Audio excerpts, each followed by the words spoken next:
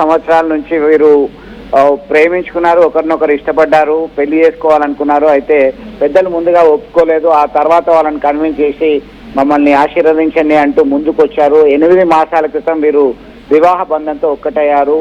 Cut చేస్తే 4 మాసాల గర్భవతిగా ఉన్నటువంటి వైష్ణవికి ఇటీవల కాలంలో తరచూ వేధింపులు భర్త నుంచి, భర్త కుటుంబ సభ్యుల నుంచి అధికమవుతున్నాయి. దీనిలో భాగంగానే తరచూ ఆవేదన వ్యక్తం చేసేది. ఈ మధ్య దాదాపు 15 రోజుల నుంచి కొంత ఇమడలేకపోతున్నాను అనేటువంటి ఆందోళనతోనే ఆమె కనబడ్డట్టు సంబంధిత కుటుంబ సభ్యులు చెప్తున్నటువంటి పరిస్థితి. మొత్తం మీద గత రాత్రి తీవ్ర స్థాయికి చేరింది. వీరి భార్యాభర్తల మధ్య జరిగినటువంటి గొడవలు తారాస్థాయికి చేరిన తర్వాత కిరాతకంగా, అత్యంత పాశవికంగా దాడి చేసి కత్తితో పొడిచి హతమార్చినటువంటి ఘటన కలకలం రేపుతుంది. దీనిలో ఉదయమే భార్య వైష్ణవి మృతి చెందినటువంటి ఘటన సంబంధించినటువంటి సమాచారం అందుకున్నటువంటి స్థానికులు, వైష్ణవి బంధువులు, వాళ్ళ సోదరుడు, తల్లి, ఇతర బంధువులందరూ చేరుకొని కన్నీరు మున్నీరుగా విలపిస్తున్నటువంటి పరిస్థితి. సమాచారం అందుకున్నటువంటి వెంటనే పోలీసులు రంగంలోకి దిగారు.